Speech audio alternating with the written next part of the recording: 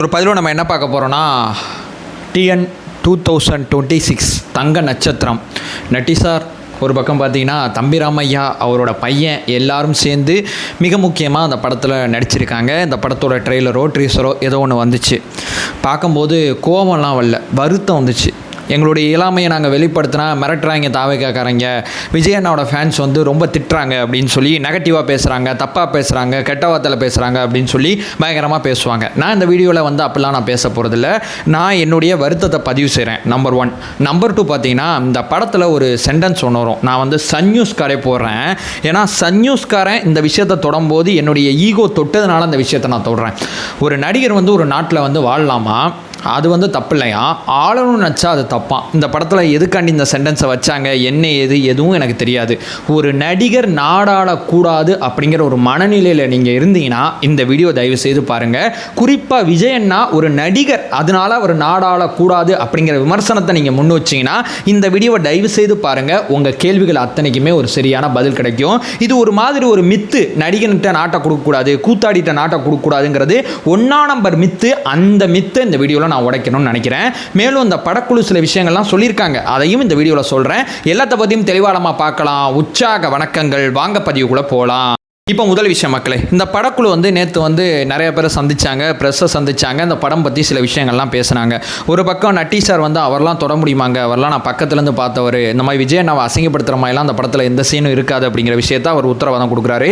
தம்பிராமையாவும் இல்லைங்க அப்படிலாம் கிடையாதுங்கன்னு சொல்லி ஆதவர்ஜுனாவுக்கு அவர் பதில்லாம் சொல்கிறாரு. இந்த பக்கம் வந்து அந்த படத்தோட இயக்குனர் வந்து மிக முக்கியமாக வந்து அவர் சொல்கிறாரு, இந்த படத்தில் ஏகப்பட்ட ஸ்டில்லு தமிழில் இருக்குங்க, ஒன் ஆஃப் த ஸ்டில்லு தான் விஜய் அண்ணா மாதிரி நீங்கள் நினைக்கிறீங்களா அந்த கேரக்டரு, மற்றபடி இதில் வேறு எதுவும் இல்லை அப்படின்னு சொல்லி அவர் ஒரு விளக்கம் கொடுக்குறாரு.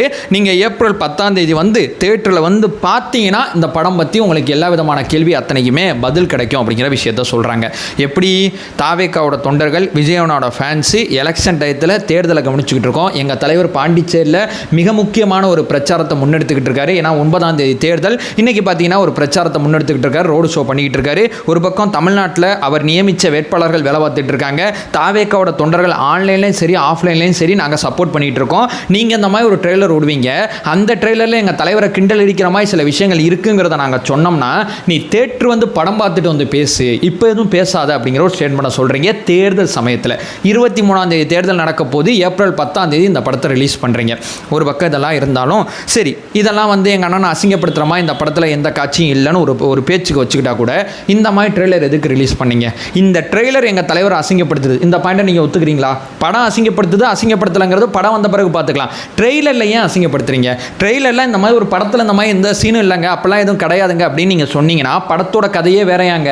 இவங்க வந்து அட்டென்ஷன் சீக் பண்ணுறதுக்காண்டி, அட்டென்ஷனை உருவாக்குறதுக்காண்டி, கவனத்தை இருக்கிறதுக்காண்டி, எப்படி 2026 தேர்தல் நம்ம அத்தனை பேருக்கும் ஒரு மாற்றத்துக்கான தேர்தல், நம்ம அத்தனை பேருக்கும் வேற வழி இல்லாத தேர்தல், நம்ம அத்தனை பேருக்கும் கடைசி நம்பிக்கை இருக்கக்கூடிய தேர்தல்.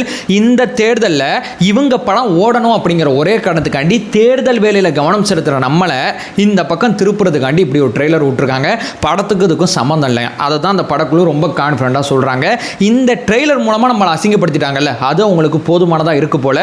இல்லை அந்த படத்தை எடுத்தவங்க போனவங்க இவங்களுக்கு இந்த விஷயம் போதுமானதாக இருக்குது போல். படத்துக்கு இதுக்கும் சம்மந்தமே இல்லை. ஏப்ரல் 10ஆம் தேதிலாம் போய் அந்த படத்தை வந்து உங்களுக்கு பிடிச்சா போய் பாருங்கள். விஜய் அண்ணாவை அசிங்கப்படுத்தியிருப்பாங்க அப்படிங்கிற பாயிண்ட் ஆஃப் போய் இந்த படத்தெல்லாம் பார்க்க வேண்டிய அவசியம் இல்லை. அவ்வளோ வேலை இல்லாமல் நம்ம அத்தனை பேரும் இல்லை.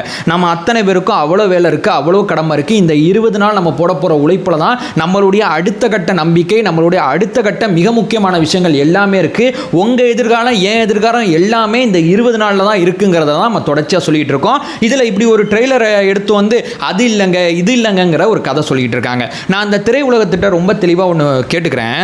நீங்கள் வந்து அரசியல் பேசணும்னு முடிவு பண்ணிட்டீங்கன்னு வச்சுங்களேன், ஏதோ ஒரு கட்சியில் ஜாயின் பண்ணிருங்க. இப்போ போஸ் வந்துட்டு திமுகவில் இருக்காரு, அவரை நாங்கள் நடிகர் அப்படிலாம் பார்க்க மாட்டோம், திரையுலகத்தை சேர்ந்தவரெல்லாம் பார்க்க மாட்டோம். திமுக அவர் சரத்குமார் பாஜக இருக்கார், அவர் பாஜக காரர். கௌதமி அவர்கள் அதிமுக இருக்காங்க, அவங்க அதிமுக காரங்க. இந்த மாதிரி ஏதோ ஒரு கட்சியில் ஜாயின் பண்ணி அரசியல் பேசுங்க. இல்லை சீமானண்ண மாதிரி ஒரு இயக்குனராக இருந்து நீங்கள் அரசியல் களம் வந்தீங்கன்னா ஒரு கட்சியை நடத்துங்க. இல்லை எங்கள் தலைவர் மாதிரி அரசியலுக்கு வந்தால் அரசியல் கட்சி ஆரம்பிங்க. இல்லை உங்களுக்கு ஏதாவது சித்தாந்தம் பிடிச்சிருந்துச்சுன்னா அந்த சித்தாந்தத்தில் இணைந்து பயணித்து அரசியல் பேசுங்க எங்களுக்கு எதிராக. அப்படி இல்லை எனக்கு வந்து இந்த அரசியலில் ஈடுபாடு இல்லைன்னா தயவு செய்து அமைதியாக இருங்க. எங்களுக்காண்டி நீங்கள் ஓட்டு கேட்டு எதுவும் பண்ணுங்கள்லாம் நாங்கள் சொல்லலை. எங்கள் ஓட்டை நாங்கள் கேட்டுக்கிறோம். எங்களுக்கு பிடிச்சா நீங்கள் ஓட்டு போடுங்க, இல்லைனா நீங்கள் விட்டுருங்க. எங்களுக்கு ஆதரவாக நீங்கள் எதுவுமே செய்ய வேணாம். திரையுலகத்தை சேர்ந்தவங்க எங்களுக்கு எதிராக எதுவும் செய்யாமல் இருந்தால் போதும். ஏன்னா உங்கள்கிட்டேருந்து வந்த ஒருத்தர் தான் இன்றைக்கி இந்த மிக முக்கியமான அரசியல் காலத்தில் தனியாக சண்டை செஞ்சுக்கிட்டு இருக்காரு. அவருக்கு பக்கபலமாக துணையாக இந்த திரையுலகத்தை சேர்ந்தவங்க இல்லைனாட்டியும் பரவாயில்லைங்க. அஜித் அவர்கள் மேலாம் எனக்கு பெரிய மரியாதை இருக்குது. ஆனால் அந்த மனுஷன் நின்னாப்புல அந்த மாதிரி சில பேர் வந்து எங்களுக்கு எதிராகவும் நின்னாங்க.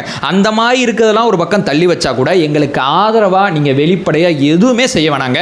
உங்கள் வேலையை நீங்கள் பாருங்கள். பேசணும் முடிவு பண்ணிட்டீங்களா, கட்சியில் ஜாயின் பண்ணி பேசுங்க. உங்களுக்கு எதிராக உட்காந்து பேச தாவேகா தொண்டர்களாக இருக்கக்கூடிய நாங்கள் அத்தனை பேருமே தயாராக இருக்கோம். சரி, இது ரெண்டாவது.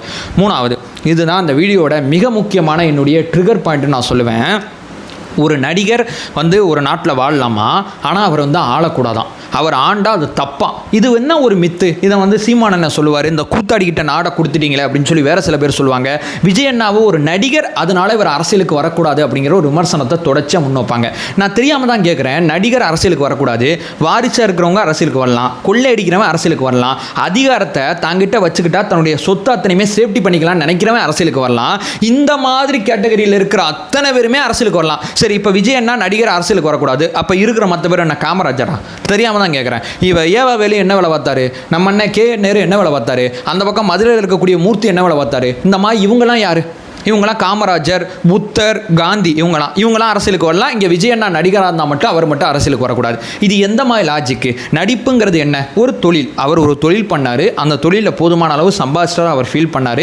இனிமேல் நம்ம வந்து இந்த சமுதாயத்துக்கு நல்லது பண்ணுவோங்கிறத யோசிச்சார்.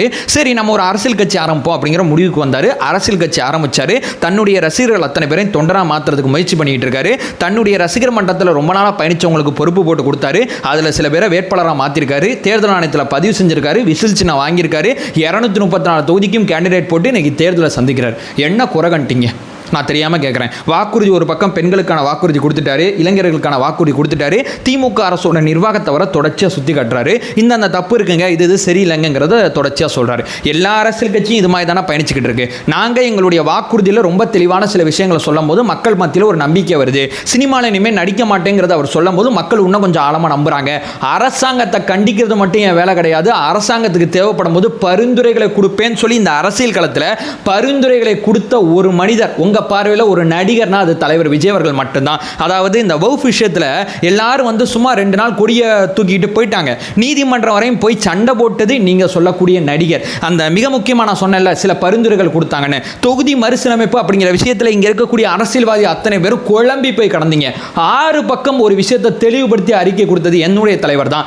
அமெரிக்க வரி விதிப்பு சம்பந்தப்பட்ட விஷயத்தில் ஒரு மாநில அரசு என்ன பண்ண முடியும்னு இங்கே உட்காந்து கேட்டுட்டு இருந்தீங்க. ஒரு மாநில அரசு என்ன பண்ண முடியுங்கிறதுக்கு 3 பக்க அறிக்கை கொடுத்தது என்னுடைய தலைவர் தான். நீங்க அவரை நடிகர் நடிகர் நடிகர் மட்டும் சொல்லுங்க, அவருக்கு எதுவும் தெரியாதுன்னு சொல்லுங்க.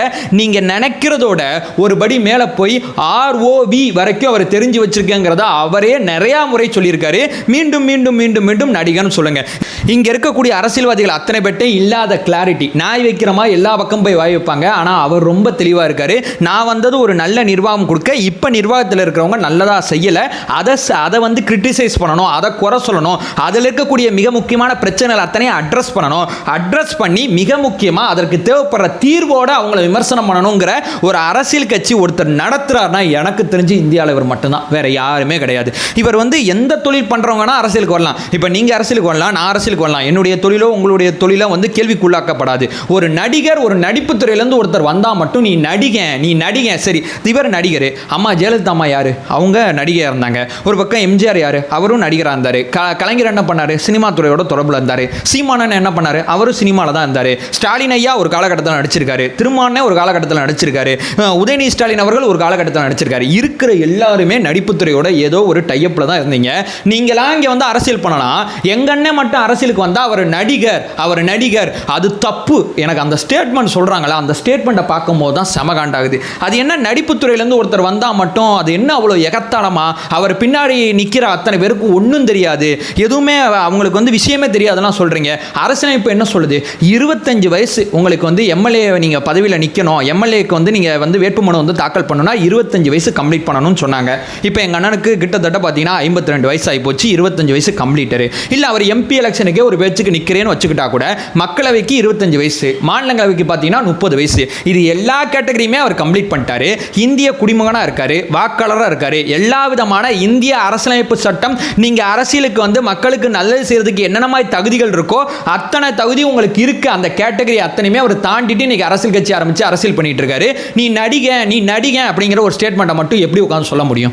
எனக்கு இந்த திரையுலகத்தை நான் முன்னாடி சொன்னதான், இந்த படத்தை போய் ஏப்ரல் 10ஆம் தேதி போய் உட்காந்து பார்த்து இந்த படத்தில் ஒன்றும் இல்லை, இந்த படம் வந்து இல்லைங்க நட்டி சார் வந்து நல்லா பண்ணார், தம்பிராமையாவோட பையன் இப்படி பண்ணாருன்னு சொல்கிற அளவு நாங்கள் வெட்டியா இல்லை. நீங்கள் என்ன வேணால் எடுத்துகிட்டு போங்க, எங்களுக்கு அதை பற்றி கவலை இல்லை. நீங்கள் இந்த மாதிரி ஒரு அட்டென்ஷன் சீக்கிங் காண்டி எங்கள் கட்சியை எங்கள் தலைவரையும் பயன்படுத்தும் போது தான் எங்களுக்கு அவ்வளோ வருத்தமாக இருக்குது. மற்றபடி வேறு எதுவுமே கிடையாது. இந்த படம் ஓடக்கூடாதுன்னு நான் சொல்ல மாட்டேன். இந்த படத்தில் நீங்கள் விஜயனாவை திட்டி காட்சி வச்சாலும் அதை மக்கள் நம்பிக்கிட்டு போயிட்டு அதனால வந்து எதுவும் நடந்துடும் அப்படிங்கிற பயம்லாம் எனக்கு ஒன்றுமே கிடையாது. ஏன்னா அவர் ஒரு மிகப்பெரிய ஒரு மலை, நீங்கள் ஒரு சின்னதாக ஒரு படம் எடுத்து வந்து இந்த படம் இந்த மலையை வந்து தகர்த்துரும்னு சொல்கிறதெல்லாம் நான் நம்பவே மாட்டேன். ஏன்னா 30 வருஷமாக அந்த மக்கள் அவரை பார்த்துட்டு இருக்காங்க. விஜயனாவை ஃபாலோ பண்ணுறவங்க 3 கேட்டகரியாக இருக்காங்க. நல்ல நடிகர் அப்படிங்கிற பார்வையில் சினிமாவில் அவரை ஆதரித்தவங்க இப்போயும் ஆதரிச்சுக்கிட்டு இருக்காங்க. நல்ல மனிதர் அப்படிங்கிற கேட்டகரியில் ஆதரிக்கிறவங்க ஆதரிச்சுக்கிட்டு இருக்காங்க. நல்ல அரசியல் கட்சி தலைவர் அப்படிங்கிற பாயிண்ட் ஆஃப் வியூல அவர் பின்னாடி நிற்கிறவங்களும் நின்றுகிட்டு இருக்காங்க. 3 கேட்டகரி இருக்கக்கூடிய பீப்புளும் அவர் பின்னாடி இருக்கும். 3மே பிடிச்சவங்க, இல்லை 2 பிடிச்சவங்க, 1 பிடிச்சவங்கன்னு சொல்லி ஏதோ விதமான கேட்டகரியில் விஜயண்ணா பின்னாடி இருக்கக்கூடிய கூட்டம் நீங்கள் நினைக்கிறபடி ஒத்த படத்தினாலாம் மாறாது. நீங்கள் என்ன வேணால் எடுத்துப்போங்க, எங்களுக்கு நிறைய எலெக்ஷன் வேலை இருக்குது. ஏன்னா அடுத்த 20 நாள் என்னுடைய எதிர்காலம் உங்களுடைய எதிர்காலம் சம்மந்தப்பட்டது. இந்த படத்தை போய் உட்காந்து பார்த்து இந்த படத்தில் எதுவும் இல்லை இருக்குது அப்படின்னு சொல்கிற அளவு நான் ஒன்றும் வெட்டியா இல்லை, இந்த வீடியோ பார்க்குறேன் நீங்களும் வெட்டியா இல்லைங்கிறத நான் தெளிவாக நம்புகிறேன். நம்ம ஆஃப்லைன்லையும் சரி ஆன்லைன்லையும் சரி மிக தீவிரமாக தலைவருக்கு வாக்கு சேகரிச்சுக்கிட்டு இருக்கோம். நம்ம இந்த வேலையை மிக தீவிரமாக பார்ப்போம். இதெல்லாம் லெஃப்ட் ஹேண்டில் தள்ளி விட்டு போயிட்டே இருப்போம். சரிங்களா? அதை சொல்லிட்டு இந்த வீடியோ நான் என் பண்ணிக்கிறேன். நம்மளுடைய சேனலை ஃபர்தராக ஃபாலோ பண்ணிங்கன்னா தாவேக்காக்கு ஆதரவாக ஏகப்பட்ட விஷயங்களை தொடர்ச்சியாக பார்த்துட்டு இருக்கோம். நம்மளோட ஒரே நோக்கம் அறியாமை அகற்ற வேண்டும், அறியாமை அகற்றப்பட வேண்டும். Thank you so much.